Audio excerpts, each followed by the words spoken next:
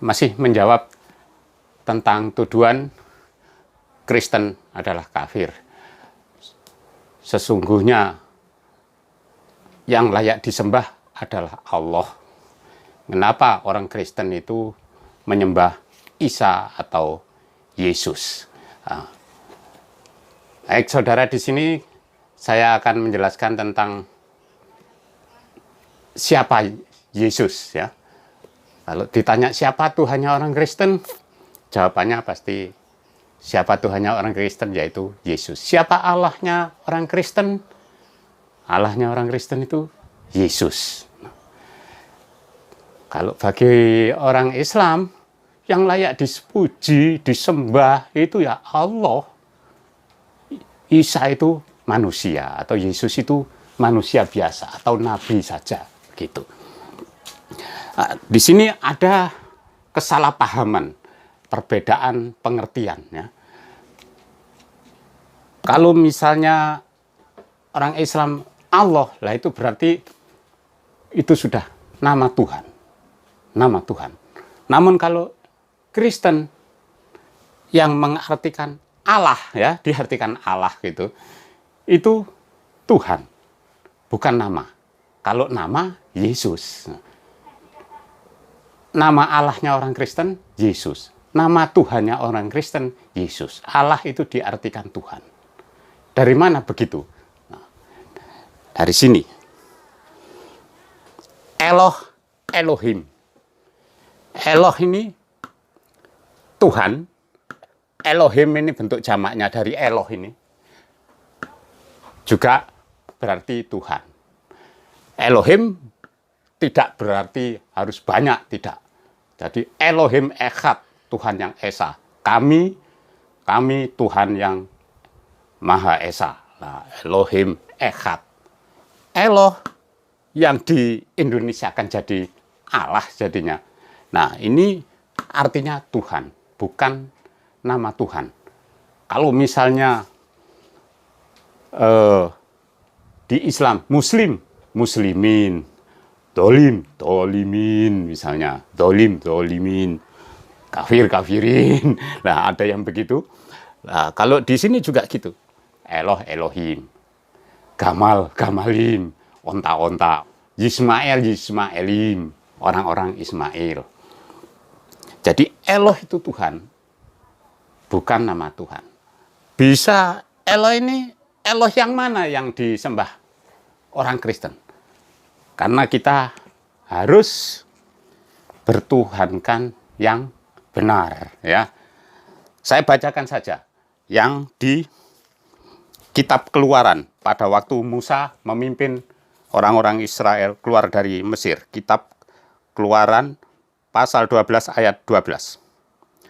Sebab pada malam ini aku akan menjalani tanah Mesir, dan semua anak sulung dari anak manusia sampai anak binatang akan kubunuh, dan kepada semua Allah di Mesir akan kujatuhkan hukuman. Akulah Tuhan.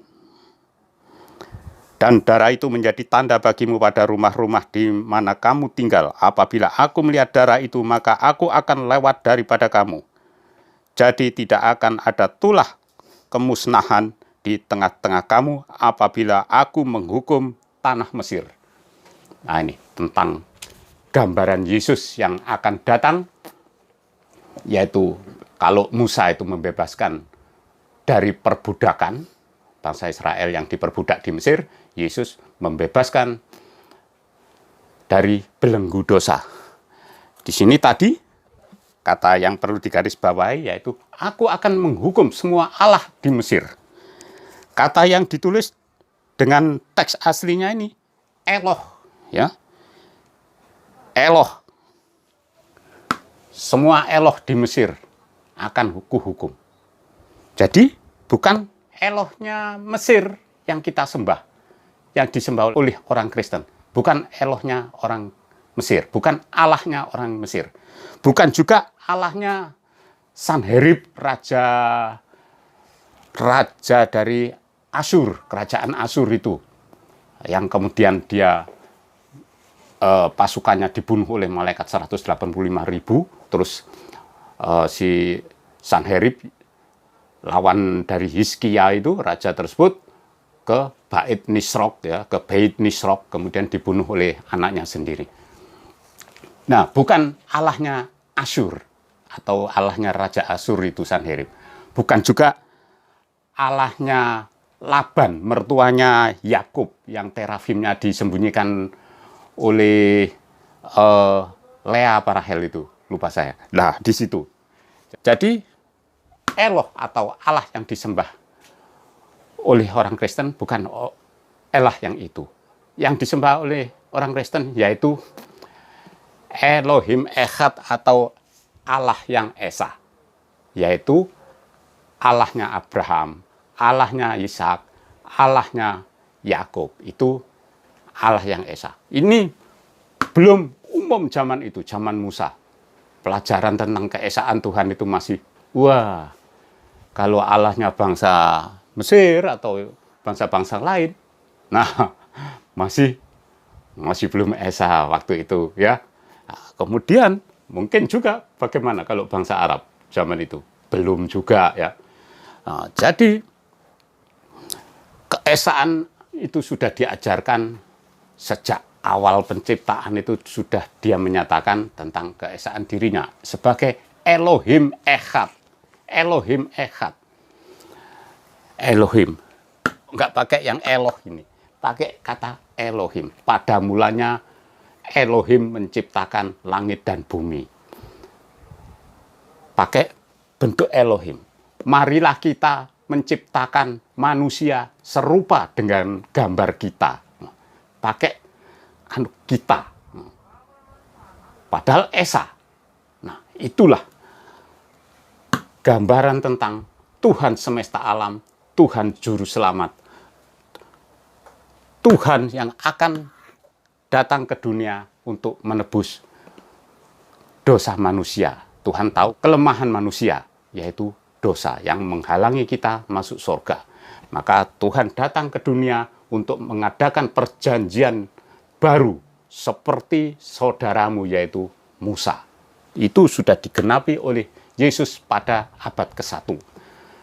Jadi Yesus itu dari kata Yahweh, menyelamatkan, ya.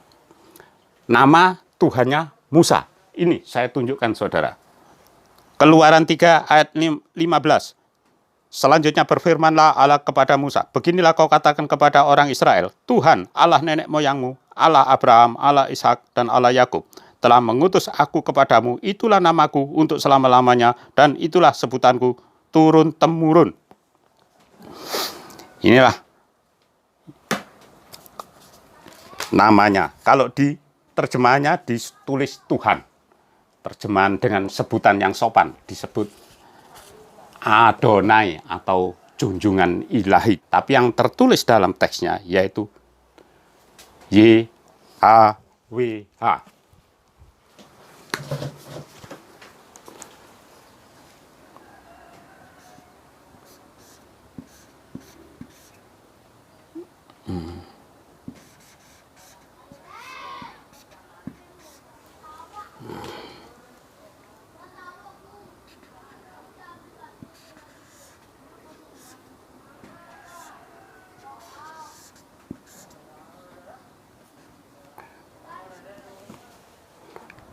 Ini saudara, ya, tepat di tengah-tengah itu tulisannya YHWH.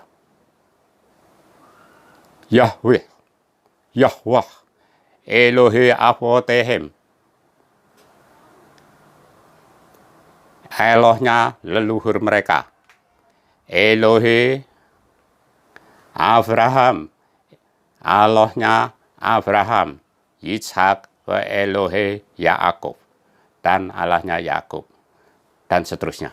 Jadi Semi itu artinya namaku, nama Tuhan YHWH, Yahweh.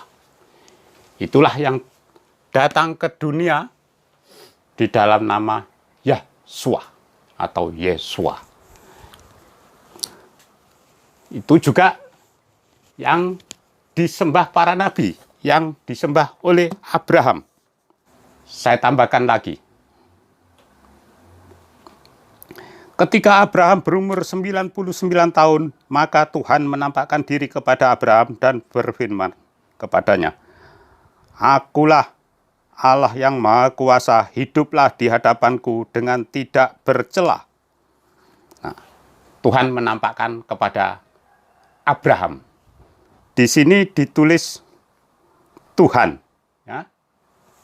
Teks aslinya yaitu nama Tuhan, yaitu Yahweh.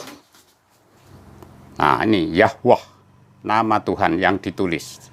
Kalau di terjemahannya ditulis Tuhan, teks aslinya nama Tuhan, Yahweh. Karena nama tidak boleh disebut dengan sembarangan. Jadi tidak terbiasa orang Israel itu menyebut nama Tuhan. Mereka cukup mengatakan Adonai, junjungan ilahi atau Tuanku. Nah, kitab Kejadian pasal 17 ini. Di terjemahannya ditulis Tuhan, di teks aslinya YHWH ini. Ya. Inilah Tuhan yang disembah oleh para nabi kita. Nabi pada semua kitab Perjanjian Lama. Kemudian dia menyebutkan diri Tuhan adalah roh, ya. Karena dia roh, dia datang ke dunia dan ada pada diri Yesus. Itulah Tuhan. Kalau tidak percaya kepadaku, percayalah pada perbuatan-perbuatanku. Yesus mengatakan demikian. Karena siapa sanggup melakukan perbuatan seperti yang Yesus lakukan? Memberi makan 5.000 orang dengan 5 roti, 2 ikan, sisanya masih berapa keranjang.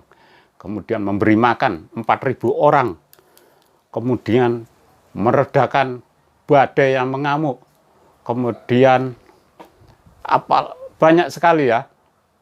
Segala sakit penyakit, orang lumpuh langsung sembuh.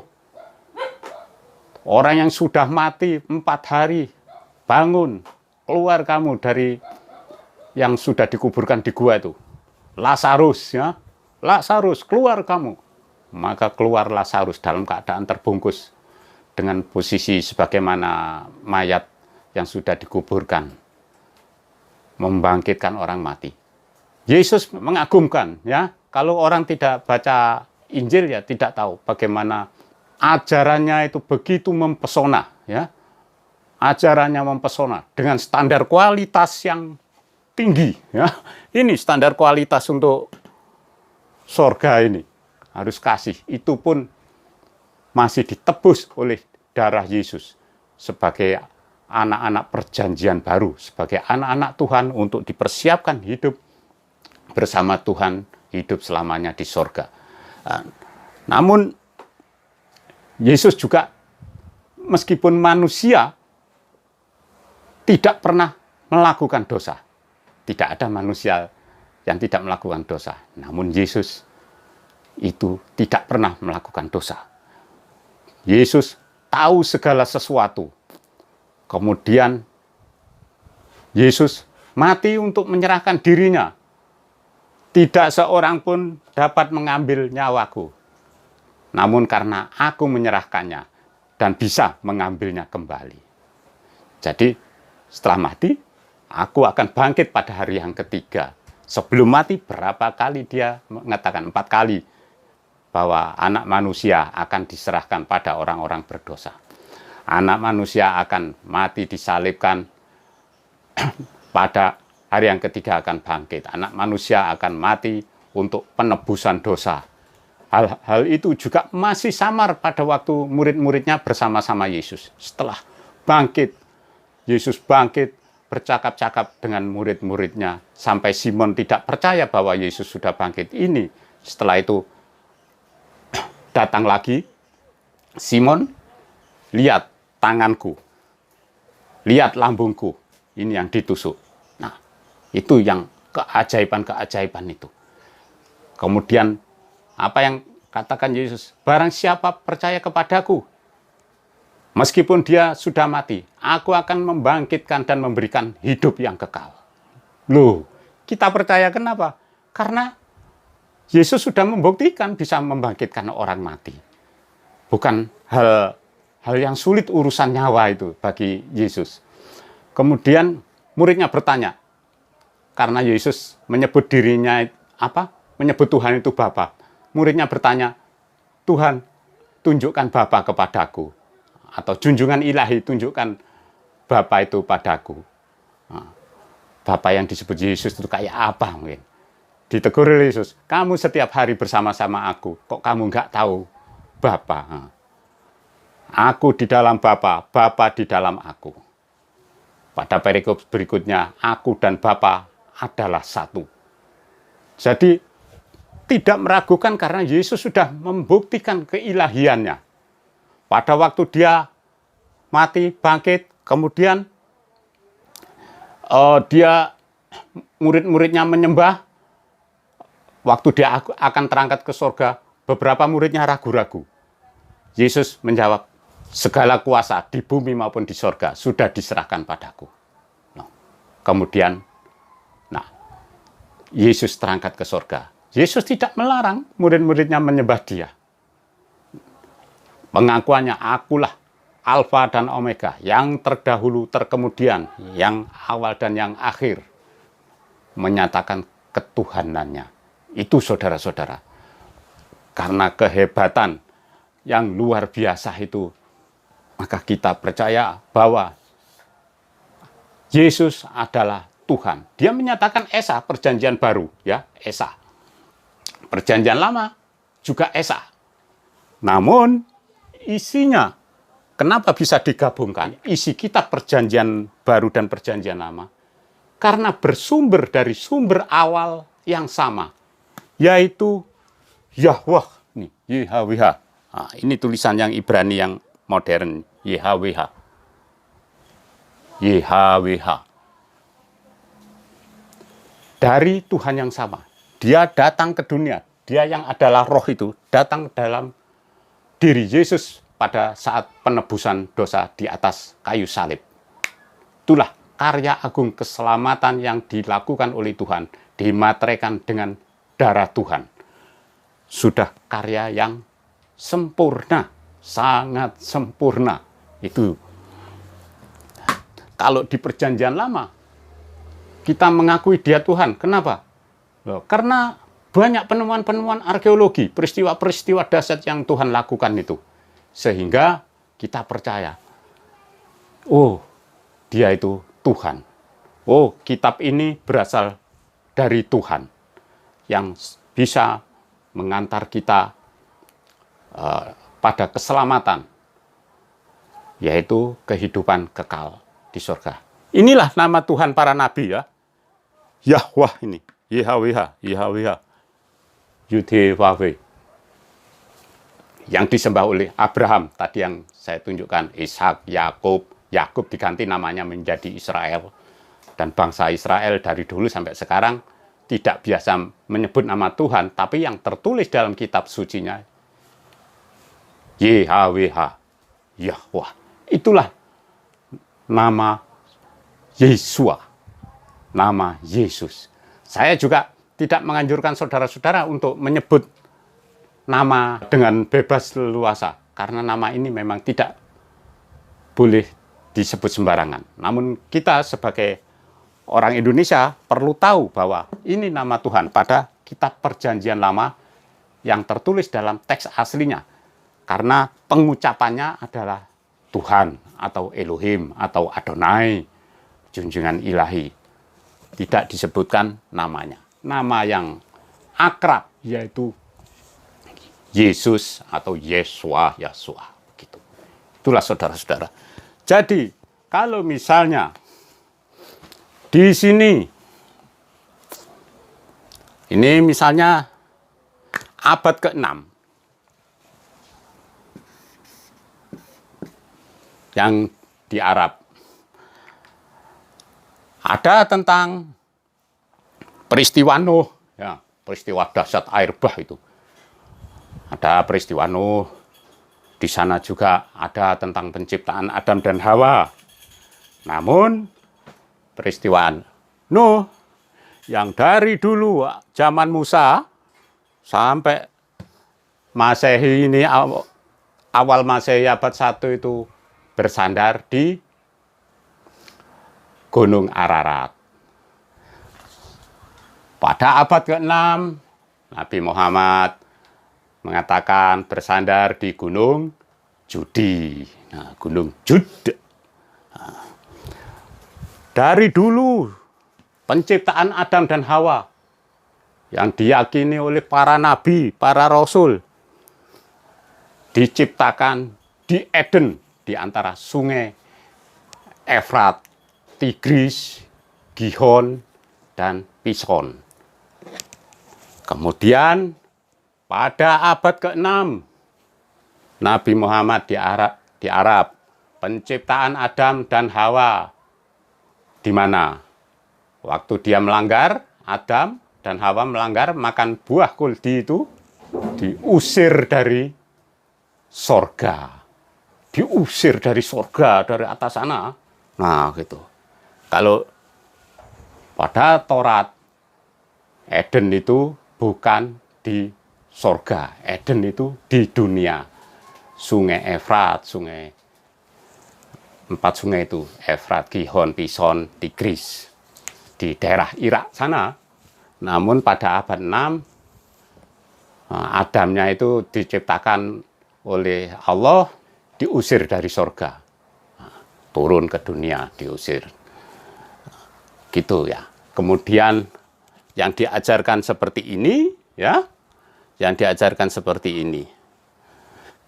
Kita tahu sekarang bahwa Nabi Muhammad, Tuhan itu bernama Allah. Ya, silakan, Tuhan bernama Allah bagi Nabi Muhammad atau orang-orang yang meyakininya.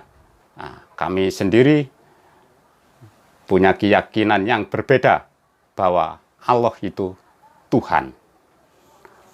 Nama Tuhan adalah Yesus. Yang Yesus adalah Yahweh yang menjadi manusia pada saat penebusan dosa. Yahweh adalah roh. Nah, itu tuh Tuhan orang Kristen. Berbeda sumber awalnya, ya. Jadi berbeda sumber awalnya.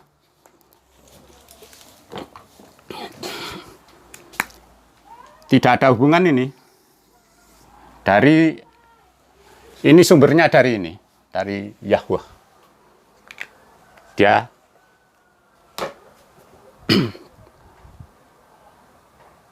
sekarang saudara-saudara, misalnya dari Kristen yang ingin jadi mu'alaf. Nah, ini sebagai perbandingannya. Kalau dari Islam, misalnya ada yang melihat video saya mohon maaf ya kalau ada sesuatu yang tidak enak. Namun ini kiranya juga menambah wawasan supaya tidak ada teror lagi. Kafir-kafir, supaya kata-kata itu dipikirkan kembali dan sadar, ya. Saya harap orang Islam itu sadar. Barang siapa yang ingin masuk surga selamat dari neraka, pikirkan yang ini, kenalilah Yesus. Kenalilah Yesus. Kalau saya memang sudah Kristen, ya. Sudah Kristen dengan latar belakang saya dulu Islam. Ini sumber awalnya dari YUTFAB, ajarannya seperti ini. Ajaran sangat bagus untuk rumah tangga kita. Ajarannya monogami, tidak boleh cerai. Ajarannya kasih, baik seiman, tidak seiman, baik orang yang memusuhi kita, harus mendoakan berkat, harus memaafkan. Ajaran tidak boleh menghakimi, anti kekerasan, ya, bahkan ranjam pun. Orang mendatangkan perempuan berzina pada Yesus, mereka minta apa hukumnya? Dijawab oleh Yesus, barang siapa yang tidak pernah berdosa, hendaknya dia melempar batu duluan. Akhirnya mundur semua, ya, karena di situ sama saja, di situ berdosa, semuanya itu berdosa, ya, cuma dominasi laki-laki. Di situ ada dendam, ada sakit hati. Nah, disempurnakan untuk tidak menghakimi, meletakkan penghakiman pada hak mutlak Tuhan. Anti kekerasan di sini ya. Namun orang yang memandang saja wanita dengan keinginan yang ngeres, nah, sudah dihukumi berzina. Nah, inilah saudara-saudara. Sekarang misalnya orang Islam misalnya, seperti saya dulu itu, sudah tertanam sebenarnya di hati saya. Satu, ingin masuk surga selamat dari neraka. Dua, saya juga berikrar, amanna billahi wa malaikatihi wa kutubihi wa rusuli. Nah, iman kami kepada Allah dan malaikat-malaikatnya, wa kutubihi dan kitab-kitabnya, wa rusulihi dan utusan-utusannya. Nah, ini ketentuannya. Bagaimana?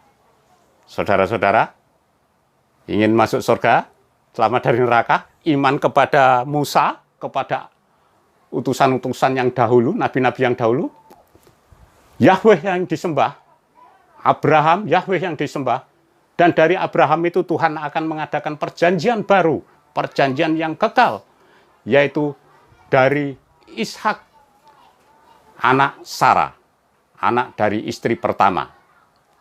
Perjanjian kekal. Dan itu Ishak terus turun sampai Yakub, turun sampai Daud, turun sampai Yesus. Sudah digenapi, sudah dilunasi pada abad 1. Sekarang kalau saudara-saudara iman kepada para nabi, para rasul sebelumnya, dan ingin masuk surga selamat dari neraka, kenalilah Yesus. Yesuslah jawabannya.